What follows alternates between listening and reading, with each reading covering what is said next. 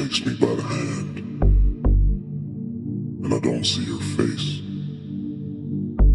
Not sure how I got to the beautiful place.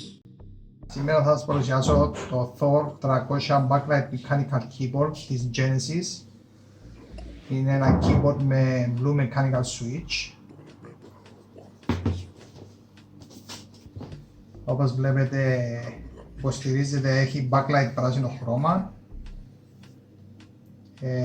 Υποστηρίζεται από τα τελευταία Windows 10 μέχρι και τα τελευταία Windows 10. Πάμε να δούμε μέσα πως είναι.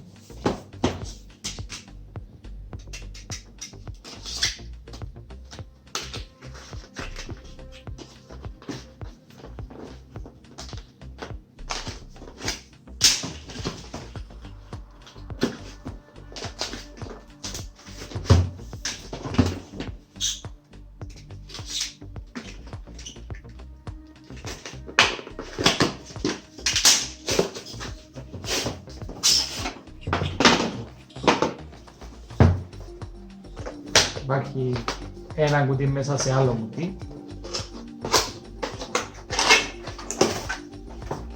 Εδώ βλέπουμε μέσα υπάρχει ένα εχειρίδιο της Genesis για το keyboard με τα διάφορα function του keyboard.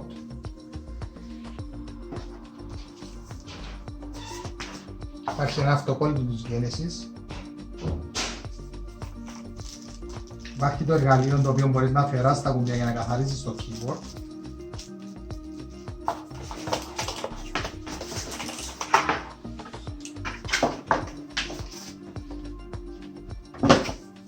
Και εδώ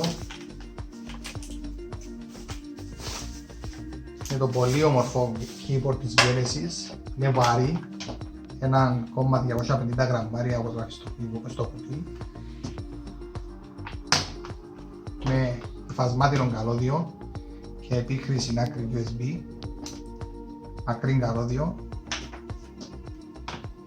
Είναι από αλουμινένια περίβλημα το keyboard. Έχει από κάτω τις βάσεις που μπορεί να ψηλώσει το keyboard και κάτω τα λαστιχάκια.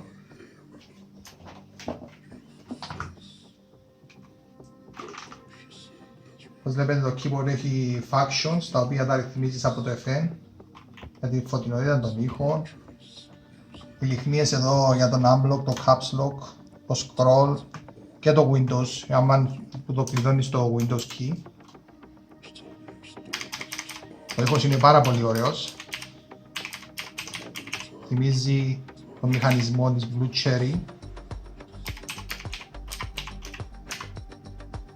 Είναι ένα full keyboard και είναι πολύ ωραίο.